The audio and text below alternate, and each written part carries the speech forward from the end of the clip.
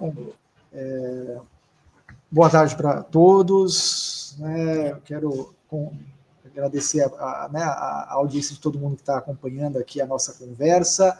Hoje nós damos início ao nosso projeto aqui no CIEJA Clóvis Caetano Michelazzo, do segundo semestre, por ocasião dos 25 anos da nossa escola. A nossa proposta é estudar e se debruçar sobre a nossa história mesmo. A pergunta que a gente quer responder ao longo desses meses trabalhando com esse tema é como a educação libertadora e a nossa história transformam vidas e territórios, resgatando um pouco da história do nosso CIEJA, mas resgatando também a história do CIEJA de uma forma geral na cidade de São Paulo e da EJA também.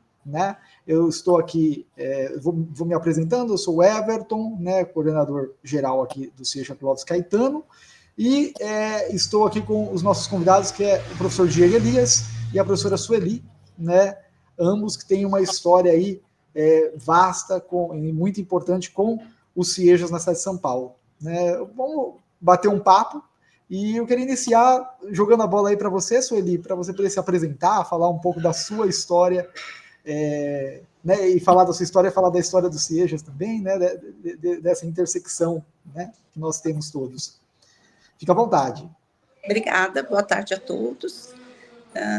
Meu nome é Sueli, eu sou coordenadora geral do CIEJA Vila Maria, Vila Guilherme, que fica aqui na Zona Norte, quase na Fernão Dias, A gente tem uma estrada aqui do lado, tem um terminal de cargas aqui também, e tem uma comunidade que é o Jardim Julieta, é a nossa maior comunidade aqui, onde tem alguns programas sociais. Eu vou começar da minha história de quando foi, vamos dizer, fundado o CIEJA. Eu comecei aqui em 96 como professora de ciências, foi quando inaugurou aqui o CIEJA. Um ano antes, em 95, eu fui conhecer o SEMES, na época chamava SEMES, o SEMES Emerlim do Matarazzo, que foi o primeiro a ser inaugurado, E naquela época era um curso à distância. E para nós aqui na nossa região, casava muito bem por conta do terminal de cargas. Muitas pessoas elas não tinham oportunidade de estudar porque elas vinham, porque traziam mercadorias, algumas coisas assim, e iam embora. Então não tinha tempo para ir para a escola. Então naquele momento eu acho que foi interessante o curso à distância por conta disso. E aqui tem muito comércio. A gente tem um comércio bem vasto aqui perto, Então acho que isso daí foi um dos motivos. Mas o que acontece? Atendia um público, mas não atendia outro. Então, em 2000, aí resgatou-se o projeto inicial dos CIEJAs, com a questão do professor Paulo Freire. E aí veio os itinerários formativos, eu acho que veio as aulas presenciais, eu acho que aí a gente mudou e a característica da região também mudou, Deixamos de ter tantas pessoas que trabalhavam com transporte só, aumentou a comunidade, como eu falei da comunidade do Jardim Julieta, aí ela começa a aumentar tal, e a gente começa a ter outras necessidades, Aí eu passei a ser assistente pedagógico, e depois eu volto novamente, depois de um período, como coordenadora geral do CIEJA. E agora nós temos também um público um pouco diferenciado, são jovens. Antes o nosso público era mais idoso, mais trabalhador, hoje a gente tem muitos jovens, que muitas vezes eles não conseguem terminar na escola regular, e eles acabam se adaptando melhor aqui com a gente. E isso é muito bom, porque tem esse intercâmbio entre os mais velhos e os jovens. Eu acho que um aprende com o outro, um cresce com o outro. Isso daí também é muito bom. E eu acho que eu sinto falta hoje são dos itinerários formativos, que a gente teve uma época que foi feita uma pesquisa nos bairros para saber qual era a necessidade de formação daquela região para emprego e tudo mais. E isso daí acabou. Eu acho que isso daí seria necessário ser retomado, Porque a gente fala hoje no itinerário de informática, mas não é só isso, É muito mais, Os alunos precisam muito mais. Então, eu acho que tinha que retomar algumas coisas ainda de volta. E os alunos com deficiência, Que eram pessoas também, muitas vezes adultas, que foram excluídas, da escola, não se enquadravam em nada. E aí elas se enquadraram muito bem no CIEJA, Então, hoje a gente tem mais alunos com deficiência, a gente tem as salas de recurso que não tinham. Então, isso daí também acho que foi um progresso nos CIEJAs. Quer se apresentar, Diego? Quer? À vontade. Eu desembesta a falar, hein? Eu A já não gente falo vai muito, hein? emendando. A gente vai Tá. emendando. Mas aí agora só a apresentação, depois a gente Não, desenrola, né? tranquilo. Segue o Bom, barco. primeiro, eu fico muito, meu coração fica muito esquentado quando eu falo sobre o CIEJA, no sentido de um calor humano e de carinho por um projeto que eu tenho tanto apreço, né? Então, gostaria de agradecer o Everton, que eu admiro enquanto coordenador geral, que a gente acessou quase na mesma época enquanto coordenador geral, e eu tenho uma admiração profunda profissional. A Sueli também, como uma pessoa mais antiga, uma das mais antigas no projeto, né, e ativa até hoje, carrega bastante da memória, né, então agradeço. Quero pontuar aqui que eu gosto, né, eu tenho um prazer de ser funcionário público, tenho um prazer de trabalhar na rede municipal, eu tenho um prazer enorme de ter trabalhado 10 anos no CIEJA, independente do que aconteça. Eu acho assim que você já mudou a minha vida, do ponto de vista da alegria mesmo, de acreditar na educação. Então, eu sou Diego Elias, fui durante 7 anos como coordenador geral do CIEJA Campo Limpo, hoje eu não estou mais lá. Eu trabalhei desde 2015 no CIEJA também, que foi muito legal. E acabei cometendo uma loucura de pesquisar também os CIEJAs na cidade de São Paulo, que era um projeto assim que eu gostava muito, e foi numa época antes da pandemia que eu partilhei com um grupo, né, que seria interessante a gente fortalecer o projeto na cidade de São Paulo e coloquei ali meu curso de doutorado para auxiliar, né? Às vezes a gente precisa de muita ajuda, né? E aí eu coloquei que eu estava disposto a contribuir um pouquinho com esse tijolinho da história do CIEJA. Então, que é muito bacana, talvez em breve, né, eu falar um pouco sobre o Seja Campo Limpo, que eu acho muito legal, falar da minha experiência lá e falar um pouco da pesquisa. Eu acho que são essas 3 coisas que eu posso contribuir aqui hoje. É exatamente assim, é o que a gente gostaria de bater um papo mesmo, né? Não sei se a gente pode ir viajando pelo tempo aí, né? A Sueli trouxe algo e você comentou, né, Diego, aí da sua pesquisa.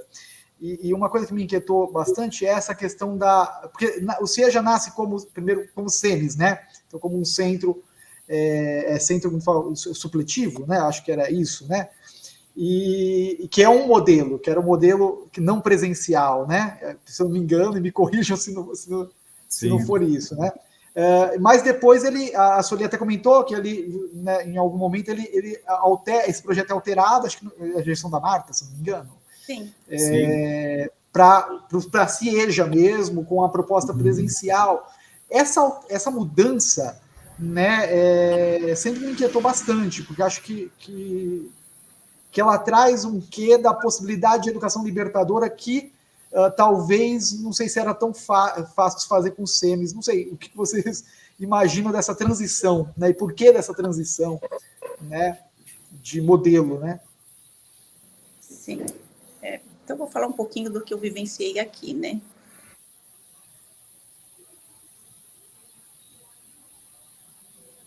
A gente tinha o pilado naquela época, né, 96, a gente não tinha tanto de internet, informática, então era um curso apostilado, o aluno vinha, levava apostila, estudava. Então, assim, o que a gente observava muitas vezes é que o aluno, ele precisava da aula, ele precisava do professor, ele não conseguia sozinho vencer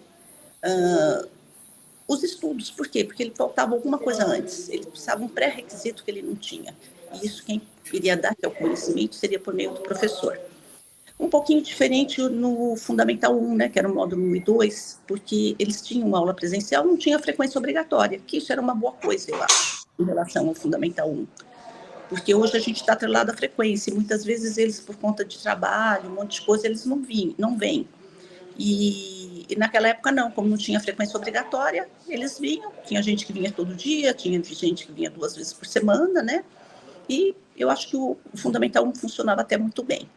Agora, o que a gente chamava de módulo 3, que seria do 6º ao 9º ano hoje, né, eram as apostilas.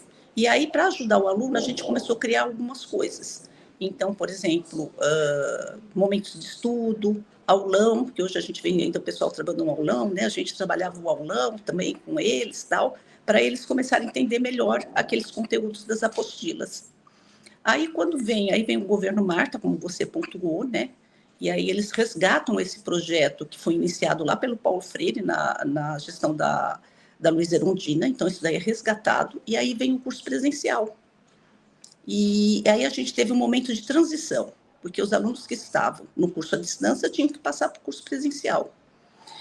Então, novamente, esses aulões foram muito importantes, né? Porque eles tinham que vencer aquelas apostilas, cada componente curricular tinha um número de apostilas e tinha que vencer isso. Então, esses aulões ajudaram com que eles vencessem isso e implantassem, então, um modelo presencial, que foi com itinerário formativo, como eu falei para vocês. Eu acho que ele é mais dinâmico, o contato com o aluno é melhor, e o aluno, ele precisa, porque muitas vezes o aluno da EJA ele tem uma autoestima tão baixa, e ele precisa desse contato com a gente. Ele chega assim tão encolhidinho na escola, né, como eu falo, e aí aqui, por meio do trabalho dos professores, enfim, de toda a equipe, ele começa a desabrochar. Eu acho que é isso que a gente vê na EJA, com o curso presencial agora. E até, meio que emendando aqui, o Diego colocou da questão do projeto do Seja Campo Limpo, e queria, né, manifestar também minha admiração pelo projeto Seja Campo Limpo. É algo bonito. Eu estive lá 2 ou 3 vezes, e assim, todas as vezes me encheu o coração de alegria, de entusiasmo, né? E aí, até meio que fazendo um paralelo, pensar um pouco, porque esse projeto seria possível no formato do SEMES? Acho que você tem essa dúvida, né? Se essa mudança para a CIEJA não traz essa possibilidade da diversidade de abordagens de ensino e de aprendizagem que a gente tem em todos os CIEJAs, né? Mas, não sei, joga aí a bola para você, Diego, de pensar um pouco, né? Eu acho que aí eu fazendo uma análise assim, acho que é contar um pouco da minha história e da pesquisa, que eu acho que vale a pena, que eu acho que responde muito dessas perguntas, né? Então, eu sou nascido e criado no Capão Redondo, né? Minha família chegou aqui nos anos 70, participou de bastante coisas de mudança do bairro, viu crescer, viu essas mudanças na paisagem assim, de maneira muito intensa. Eu fui estudar em outra cidade, né, no interior de São Paulo, depois eu volto e entro na rede estadual, depois na municipal, tudo lá de casa, né, tudo que daria para ir andando, assim, então tenho muito orgulho de presenciar 17 anos tá, de cotidiano de pessoas que eu conheço, né. E aí, quando eu vou para o CIEJA, também perto de casa, eu não sabia da existência dele, né, e aí me enche os olhos quando eu conheço Dona Eda, e dá uma admiração muito diferente, porque a escola era muito regrada, né? Assim, a Dona Eda, dentro do projeto, falando bastante coisa do CIEJA, falando bastante da transformação, muito Paulo Freireana, e aquilo ali vai me enchendo os olhos. Eu presto o processo seletivo, vou para o CIEJA, aquilo ali me dá uma admiração assim tremenda pelo projeto, eu vou conhecendo cada vez mais, me apaixono pela metodologia, pelos alunos, por todo o processo. E aí eu vejo a oportunidade do doutorado, e várias dessas perguntas eu ficava me colocando. Por que o CIEJA dá certo? Não só o Campo Limpo, mas o projeto CIEJA ele dá certo. Perguntas, por que o projeto ele dá certo, entretanto ele é bem precarizado? Né? Quando a gente fala precarizado, não no mau sentido também, eu acho que a gente conseguiu, ao longo de 30 anos na cidade de São Paulo, todo mundo que participou do projeto CIEJA, fez com que ele não fechasse, porque ele em vários momentos passou por isso. Exemplo, são 16 CIEJAs na cidade de São Paulo, metade está mudando esse ano por causa das transformações dos novos céus, né? Mas vamos falar até o começo do ano, né? Até o ano passado. De 16 CIEJAs, metade era em espaços alugados que não são espaços escolarizados, né? Se eu não me engano, dos 8 que são em espaços alugados, só o CIEJA Perus, que era numa escola particular que havia falido, e a Adre Perus lá fez essa locação. O resto é sobrado, sala comercial, casa mesmo, literalmente, né, residencial, e tudo que você possa imaginar foi feito muito às pressas, ou até escolas estaduais ou municipais que passaram um muro, literalmente, no meio, como seja, se eu não me engano, Jaçanã, na escola municipal, dividido lá, né, o murinho, para ter as salas do CIEJA e à noite eles passam pelo portãozinho para acessar a quadra e participar das atividades na EMF, assim, espacialmente falando, né? Então, essas questões me levantaram muitas incógnitas, porque eu sempre via que era um projeto muito bom e que não era valorizado do ponto de vista social da sua importância na educação de jovens e adultos. Eu via que a própria secretaria desconhecia o projeto, as próprias pessoas. Eu acho que quem carregou o CIEJA é quem conheceu e quem participou, porque como há essa troca, né, dos cargos a cada 4 anos ou a cada gestão, para a pessoa conhecer a cidade de São Paulo é difícil pra caramba. E para conhecer a educação de jovens e adultos em várias modalidades é difícil pra caramba, e são modalidades totalmente distintas, né? A gente tem o CMTC, a gente tem o CIEJA, a gente tem o MOVA, a gente tem a EJA regular, a EJA modular, então é uma infinidade de projetos. E aí eu via várias lacunas do ponto de vista legislativo, do ponto de vista institucional, e que nós, enquanto servidores públicos designados em função no CIEJA, fazíamos dar certo. E aí eu respondo para você, por exemplo, porque essa educação transformadora, nesse modelo semipresencial, aí a gente tem que entender esse semipresencial. Da onde que surgiu o SEMES? Na gestão Paulo Freire, lá em 1989, junto, né, enquanto secretário municipal, e a Luísa Erondina enquanto prefeita, o Paulo Freire ele era muito conhecido pelo movimento de alfabetização pelo Brasil, que nada mais é que a junção do poder público, o terceiro setor e a sociedade civil em busca da erradicação do analfabetismo na cidade, né? Inclusive, ele foi exilado nos anos 60 por causa disso, né? E aí, quando ele vem para a cidade de São Paulo, ele vem com essa força do MOVA. E o MOVA também tem uma estrutura totalmente diferente de uma EJA, né? Participativa e tudo mais. Então, quando ele chega na secretaria, ele consegue fazer o Estatuto do Magistério, consegue fazer várias coisas na secretaria, mas ele não consegue institucionalizar o MOVA. Até que, no dia 31 de dezembro de 1992, o último decreto da educação é o SEMES. Então, quem faz o SEMES é a gestão ainda, só que ele não estava na secretaria, né? Era o Mário Sérgio Cortella, ele tinha saído em 91, quem termina a gestão como secretário municipal era o Mário Sérgio Cortella. Mas há um anúncio de um MOVA institucionalizado.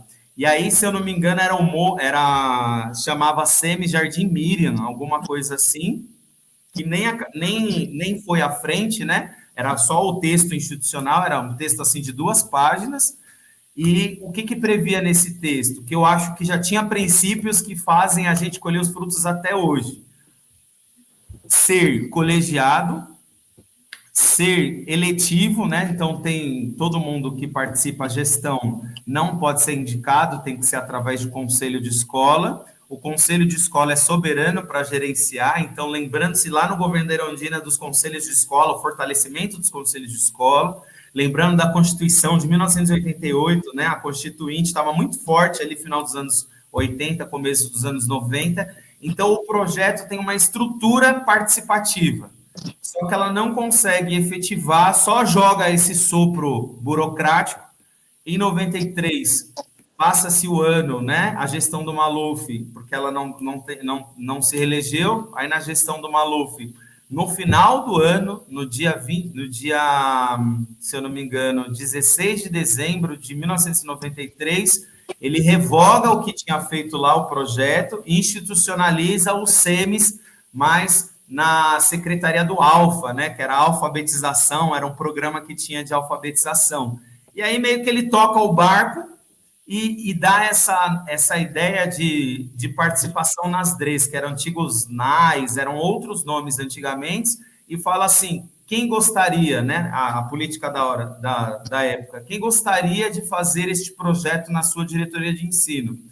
Aí os dirigentes regionais, que na época era outro nome, falavam assim, não, na minha região. Só que tinha que fazer acontecer. Então, no caso aqui, Campo Limpo, cada DRE tem a sua história, mas no caso aqui de Campo Limpo, um supervisor era próximo de um pessoal da Igreja Batista, que era bem difícil a locomoção, não tinha metrô, ele tinha salas para alugar, né? A igreja tinha sala para alugar, e o Seja Campo Limpo começa em algumas salas, no fundo de uma igreja batista, próximo do córrego, então essa participação comunitária.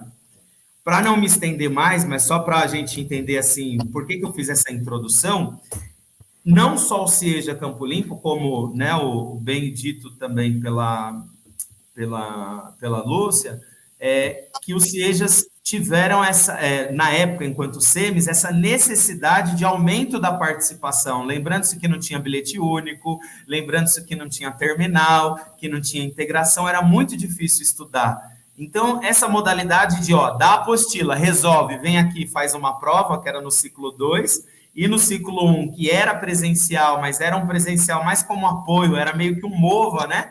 Era aulas mais temáticas, assim, era bem como se fosse fundos de igreja, né? Nesse sentido de alfabetização. E aí todos os SEJAs começaram a efetivar atividades para chamar, porque senão o projeto ia fechar, porque não tinha matrícula, né? Assim, aí começou a efetivar. E cada SEJA começou a fazer isso. 98, 96, 97, e cada ano mais SEJAs na cidade, porque viu que estava dando certo, aí as gestões, Maluf, depois o Pita, depois Marta, começaram a efetivar mais, até o Haddad, né?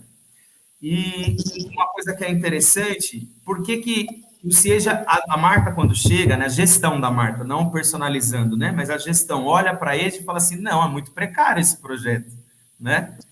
E aí as pessoas da época estavam ávidas, né? Não, o SEMES dá certo, né? É uma educação que chega para a comunidade e tudo mais. Ela, então vamos fazer um grupo de trabalho, e foi feito um grupo de trabalho para montar uma proposta diferenciada. Por isso que muda de nome.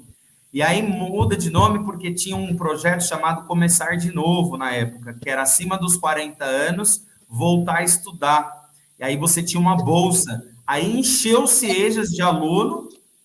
Tinha também essa ideia do itinerário formativo, que era a grande sacada do SEJA, que eu acho até hoje que não é tão aproveitada assim, mas é você dar formação profissional para o público da educação de jovens e adultos se qualificar para o mercado de trabalho. E aí o SEJA sai de SEMES para uma característica para cumprir tabela do ponto de vista aumentar a alfabetização na cidade, para uma participação efetiva de uma educação profissional lá atrás. E aí eles republicam em 2002 essa ideia de fazer um SEJA participativo com a comunidade. Isso, Dona Eda e as pessoas que participavam do SEJA naquela época começam a pensar o projeto diferente e cada um vai dando uma participação. Nossa, lá na comunidade eu faço isso. Nossa, eu faço isso. O que a gente pode melhorar? E aí eu poderia falar mais 1 hora sobre isso, mas, sendo conciso, eu acho que não cabe, são ideias diferentes, são nascimentos, continuidades, né, nesse sentido. Eu acho que o SEMES foi importante, mas quando foi para o SEJA. Aí depois, no finalzinho, a gente pode até falar assim, mas o que está acontecendo com o SEJA, que é importante? Ou como a gente pode melhorar o SEJA nesse sentido, que eu acho que nós três poderíamos dialogar bastante sobre isso pelas experiências, mas eu acho que é isso. Respondendo não tão brevemente, né? Mas eu acho que eu dei esse panorama de participação. Aí o SEJA se torna um projeto participativo na cidade, que a secretaria meio que vê de uma maneira autônoma, e os SEJAs começam a participar na cidade para defender o projeto que dá certo. Então, ao meu ver, é um dos únicos projetos na cidade que é da Secretaria Municipal, é da Prefeitura, a gente respeita a legislação, mas é muito da participação das pessoas que fizeram acontecer. Vide o SEJA Clóvis Caetano, que é no antigo Sacolão Municipal, né? E aí você pega outros SEJAs também, o SEJA Butantã, que é numa casinha pequena, o SEJA Freguesia do Ó, que é num prédio comercial cheio de salinha, né? Cheio de salinha, o SEJA Guaianazes, que era numa antiga doceria, imagina um SEJA numa antiga doceria, um galpãozão assim, que era numa casa, aí eles transformaram. Então, o SEJA é o resultado que deu certo ao longo desses anos. Assim, eu acho que não quero que a nossa conversa vai ser curta, mas eu não quero que a gente saia sem pensar no futuro dos CIEJAs mesmo, é importante, né? Mas assim, a Sueli colocou do surgimento, né, do CIEJA a partir da questão da necessidade dos trabalhadores, né? Você traz a questão, né, da Igreja Batista. Aqui no nosso caso, nós temos assim, o surgimento do CIEJA aqui tem muita relação com os movimentos sociais do território, principalmente o movimento de moradia, né, uma vez que assim, se entendeu que o direito à educação era importante para né, a ampliação dos direitos do território. Então, ou seja, a gente está muito vinculado, ou penso que estamos muito vinculados, às comunidades que nós estamos, nas quais nós estamos inseridos. E penso que essa relação, né, de certa forma, às vezes é vista de uma forma muito precarizada, né, do tipo, tanto faz se o CIEJA estiver aqui ou estiver em outro lugar. Né, e eu vejo que é impossível isso, porque, na verdade, qualquer escola, né, se você desenraizar uma escola da sua comunidade local, né, aquela escola não vai mais existir, é uma outra escola que vai... Né? Então, essa questão da relação com o território, não sei se vocês poderiam comentar também um pouquinho, mas acho que é fundamental pensar em como que a gente está enraizado nesses nossos territórios, né, nos quais nós estamos, né? Não sei se o Eli, se quiser também. O Eli, pode ficar à vontade, senão eu falo muito, Eli. Eu acho assim, a gente está há bastante tempo aqui, eu acho que a gente acabou sendo uma referência, a gente tem umas características um pouco diferentes, né, que nem o Diego estava falando.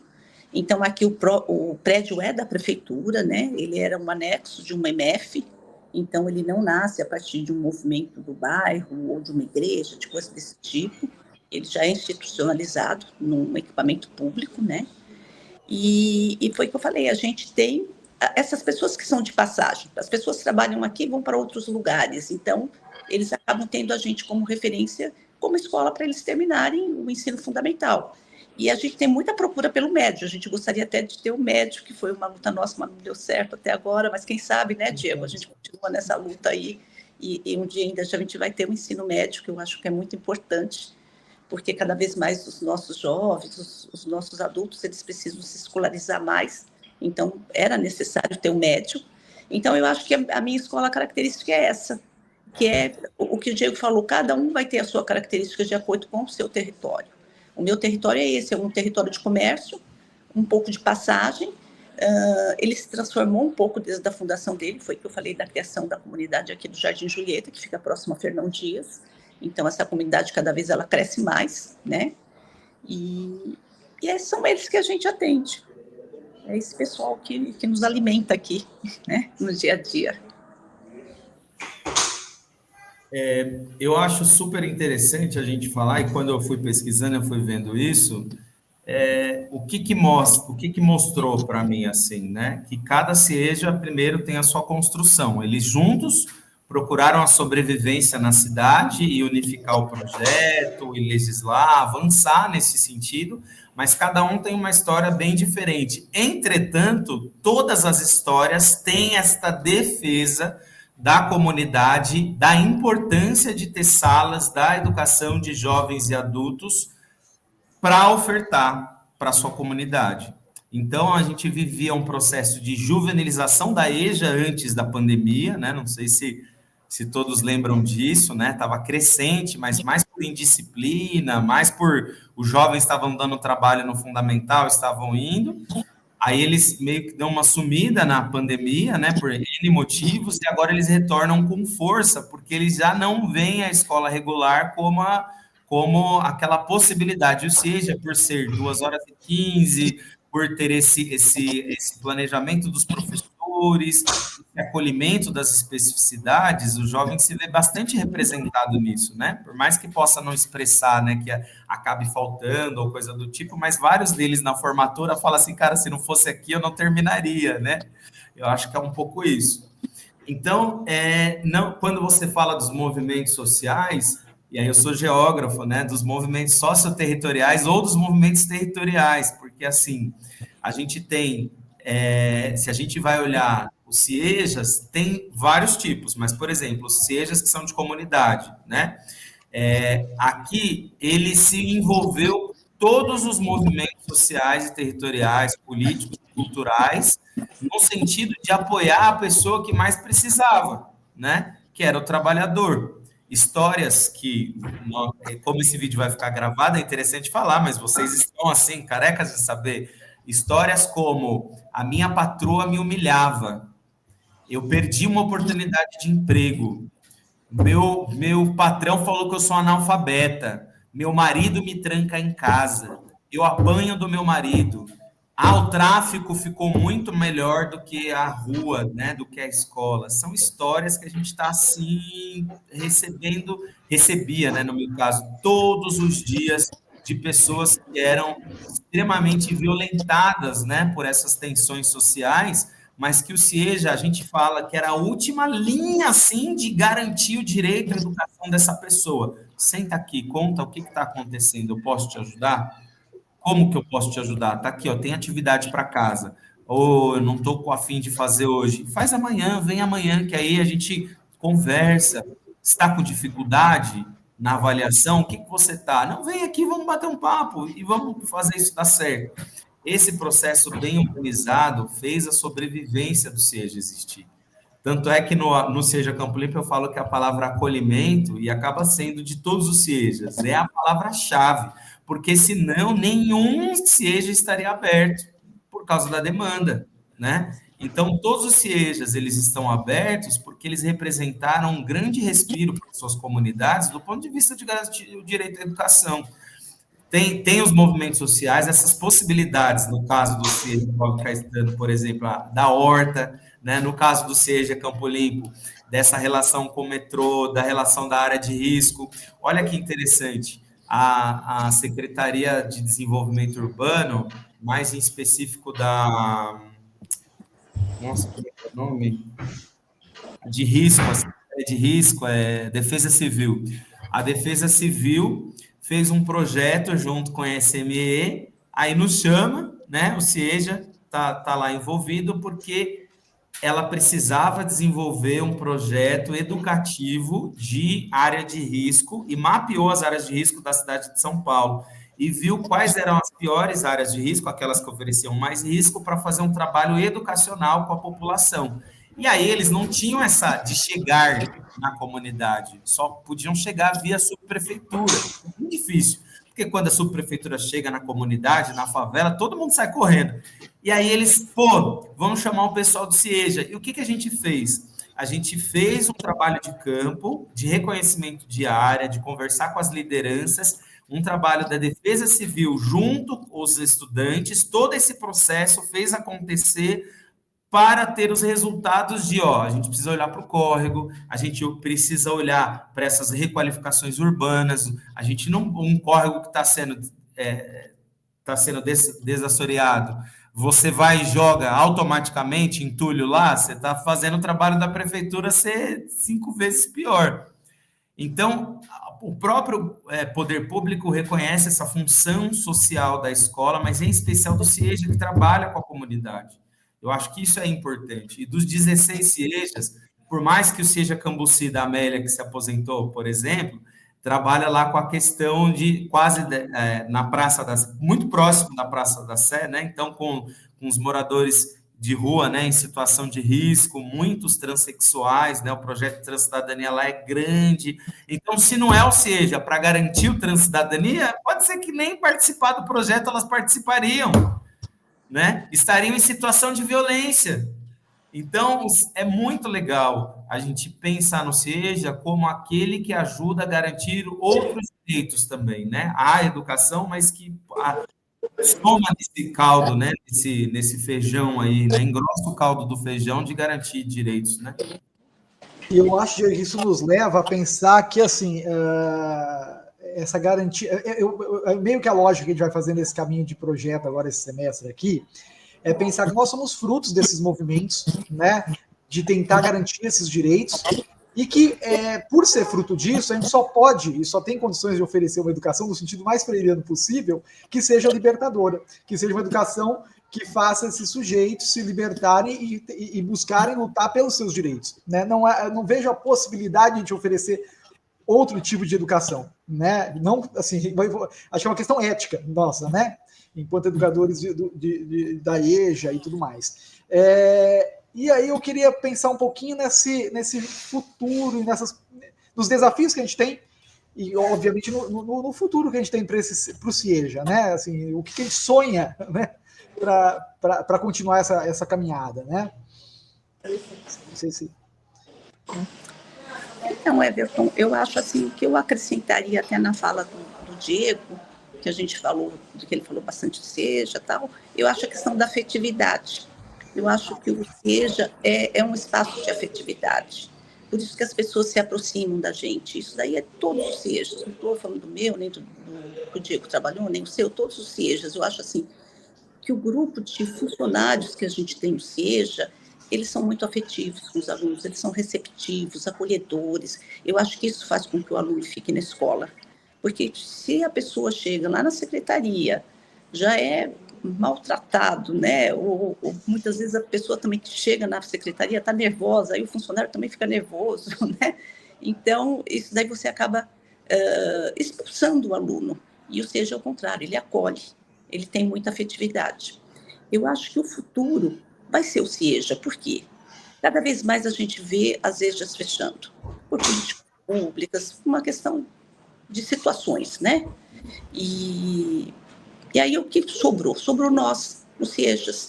Eu acho que a nossa luta vai continuar, para se expandir cada vez mais, entendeu? E atender essas pessoas, porque até que um dia eu estava conversando com uma estudante, eu falei, olha, vocês não têm que desistir, vocês têm que estudar, porque vocês não vêm, aí a escola vai ficando cada vez mais longe de vocês, porque é isso que as políticas públicas fazem, né? Eles não vêm, eles não querem, então vamos fechar a EJA.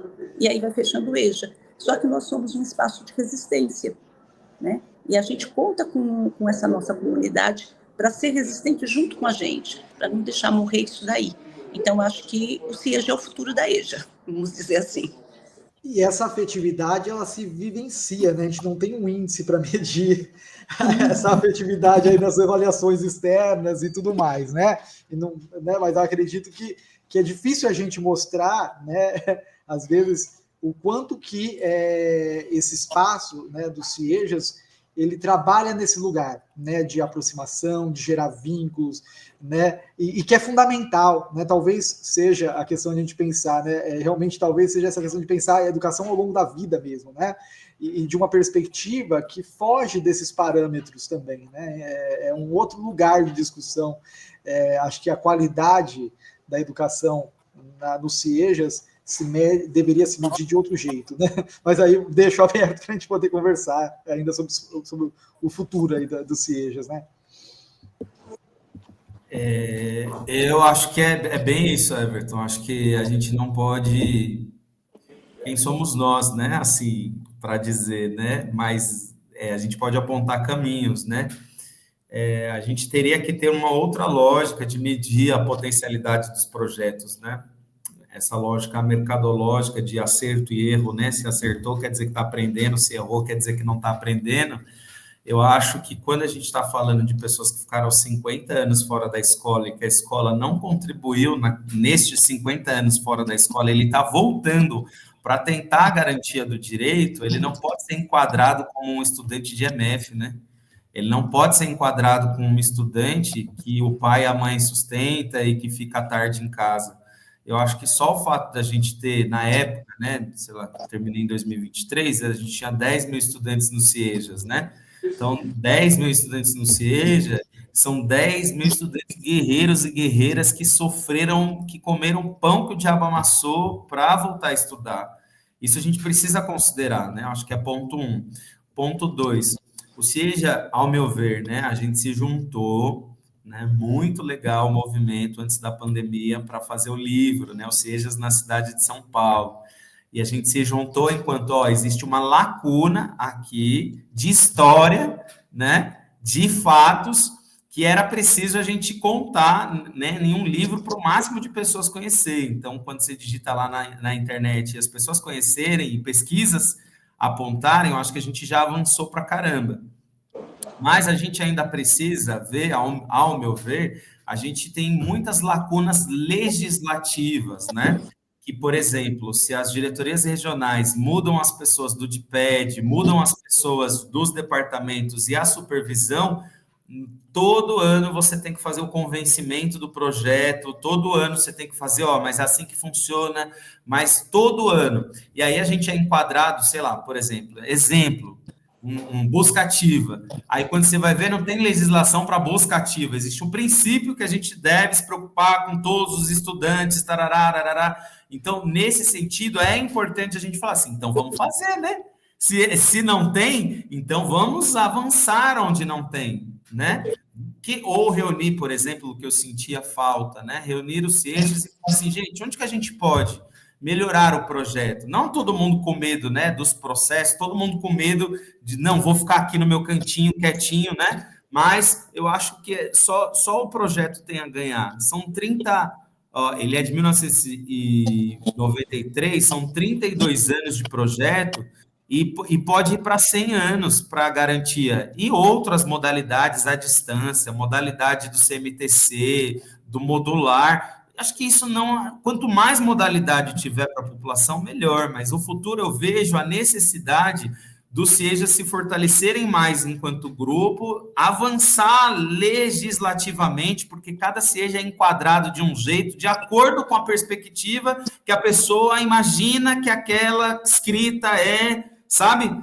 E todos nós nos deparamos com isso a todos os momentos. Não existe um consenso, né? Não existe, não, mas é legislação. Aí você fala, tudo bem, então vamos, senta aqui, os 16 CIEJAs, conta aí, como é que você faz? E você, conta aí, como é que você faz? Aí as pessoas, não, peraí, a gente resolve. Aí eu falo assim, então, vamos amadurecer na cidade de São Paulo uma legislação, e aí eu até brinco, né? Mesmo não estando no CIEJA, eu gosto tanto do projeto, mas eu gosto tanto que se me chamar para participar, assim, na cidade, falar assim, vamos, o que você acha? Bora conversar, não tem problema nenhum, porque meu pai terminou na EJA, minha mãe, eu tinha na minha sala o caderninho do meu pai, que para eu não me perder de quem eu era, eu olhava para o caderninho e falava assim, mano, pai, para o senhor ter esse direito da educação, muita gente lutou para ele voltar a estudar depois de mais velho. E agora eu que tenho que fazer essa ponte para as próximas gerações também. A gente tem ainda no CIEJA Campo Limpo o seu José Antônio, 92 anos, ele acabou de fazer agora em agosto, ele ficou 76 anos fora da escola. Será que é a mesma legislação? Será que ele aprende do mesmo jeito? Será que a aula tem que ser a mesma coisa? Então, o CIEJA já se diferenciou da escola regular, ele já é um projeto diferenciado para lidar com a educação de jovens e adultos. Agora, as pessoas mais especialistas no CIEJA, ao meu ver, são quem estão aí, Everton, vai quase 10 anos no CIEJA, né? Sueli, 18 anos no CIEJA, eu fiquei 10 anos no CIEJA. Tem gente, a Dani, né? A Dani também vai fazer, não, já fez, né? Acho que ela tem 27 anos de CIEJA, ela é de 98 no CIEJA. Ela tem 27 anos de CIEJA. São pessoas que podem ajudar, falar assim, vamos avançar do ponto de vista. A gente avançou na instrução normativa lá de 2017. Agora a gente precisaria avançar um pouco mais, inclusive conversar em relação à secretaria também, a expansão, esses CIEJAs nos novos, né, céus, eu acho que partilhar, senão vai ficar um terceiro elemento, né? O CIEJA que tem o prédio próprio, o CIEJA que tem alugado e o CIEJA que está no céu de parceria público-privada, né? Aí você fala assim, cara, aí virou uma outra coisa. Desculpa, gente, então, até aproveitar, o Diego se referiu a esse livro, né?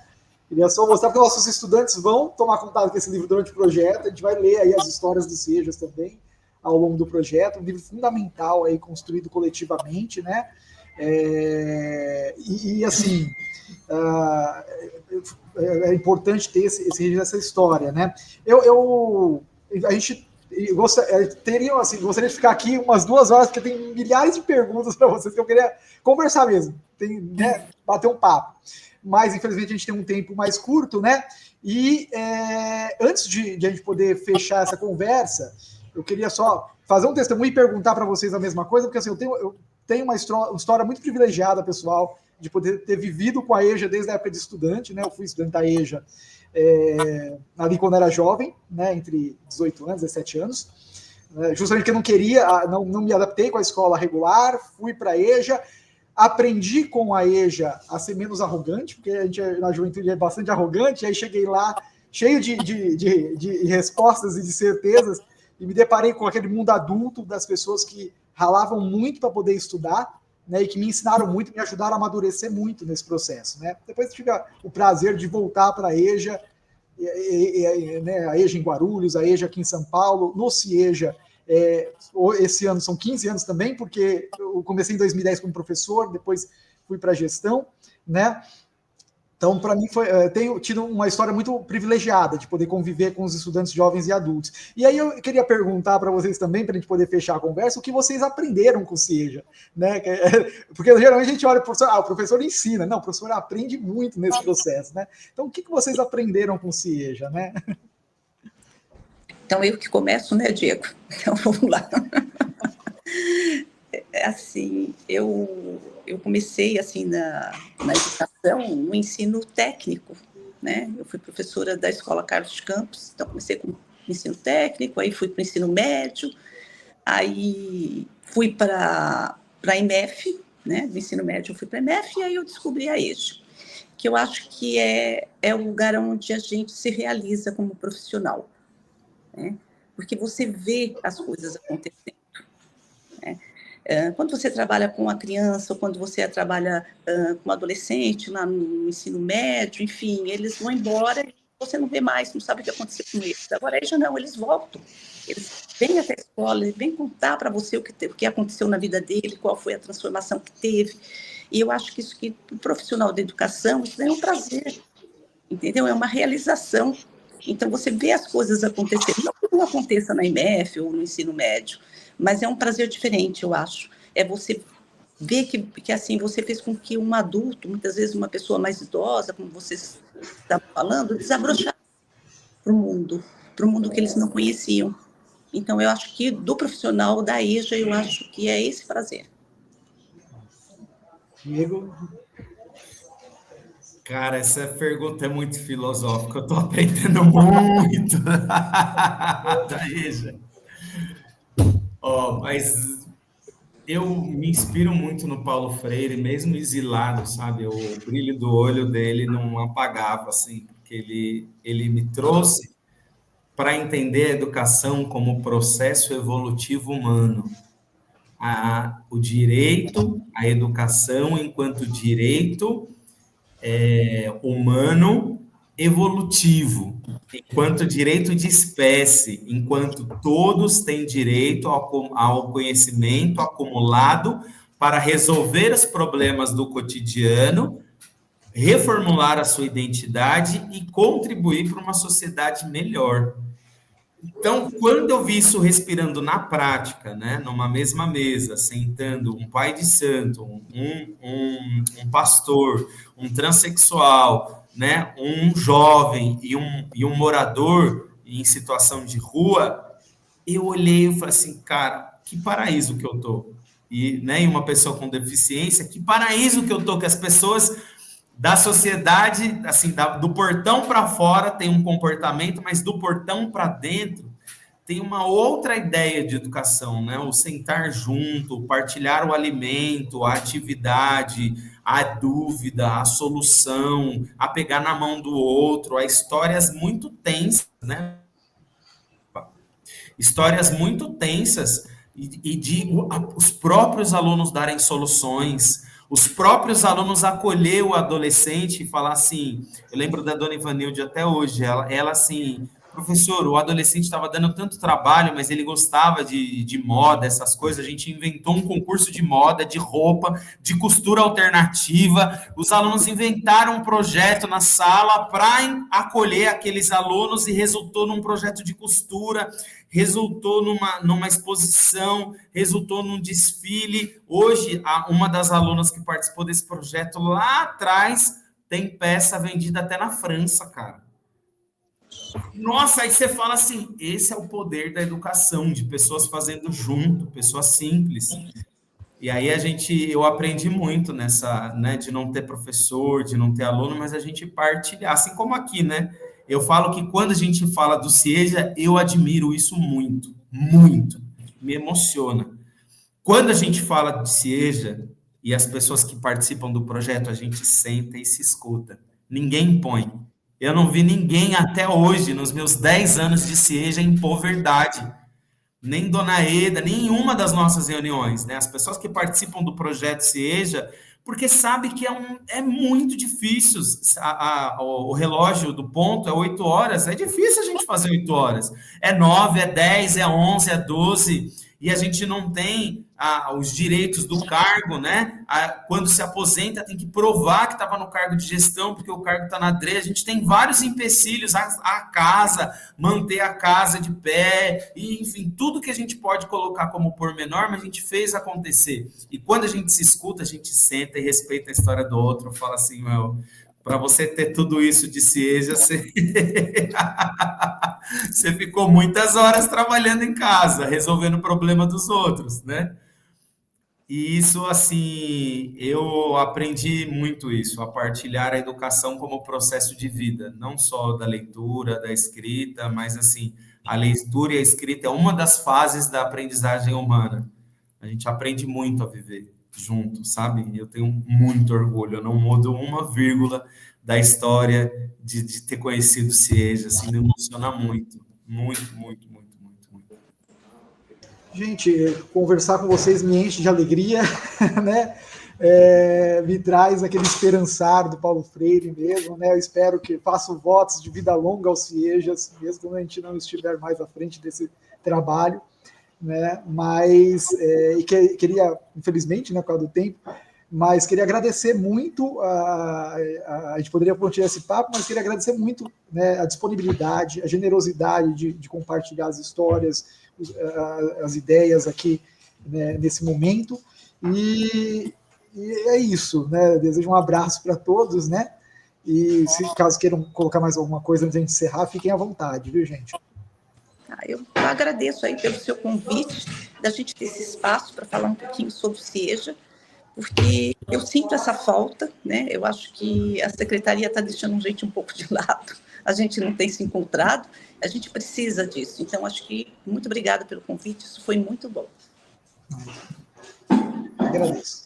Everton e Sueli, muitíssimo obrigado. Muitíssimo obrigado mesmo não estando no CIEJA. Eu sou um partidarista dos CIEJAs, né, da história do CIEJA Campo Limpo. A história ninguém apaga, né? Nesse sentido, ela está registrada, está em vídeo, né? A nossa história é muito bonita na cidade de São Paulo. E eu só tenho a agradecer mesmo por vocês enfrentarem essa labuta de serem coordenadores gerais do CIEJA durante tanto tempo. Assim, eu partilho muita gratidão com vocês, assim. E nesse processo a gente vai visitar a sua tese também, Diego. Vamos levar para a sala de aula, vamos conversar sobre ela também. Sim. Né, estou à disposição também para outros dias também. Opa, agradeço, né? Porque assim, a gente quer ir ao fundo dessa história. A gente está aqui a gente está fazendo essa conversa, espero que haja também com outras conversas, com outros coordenadores de outros CIEJAs, outros profissionais de outros CIEJAs, né, porque a gente, como a Sueli colocou, a gente precisa se organizar e se articular, sim, né, estar juntos. Aqui a gente está aqui no Seja Clóvis construindo um estúdiozinho para fazer podcasts, e aí a gente deseja, quem sabe, no futuro fazer podcasts para conversas dos CIEJAs também, né? Espero que a gente chegue lá.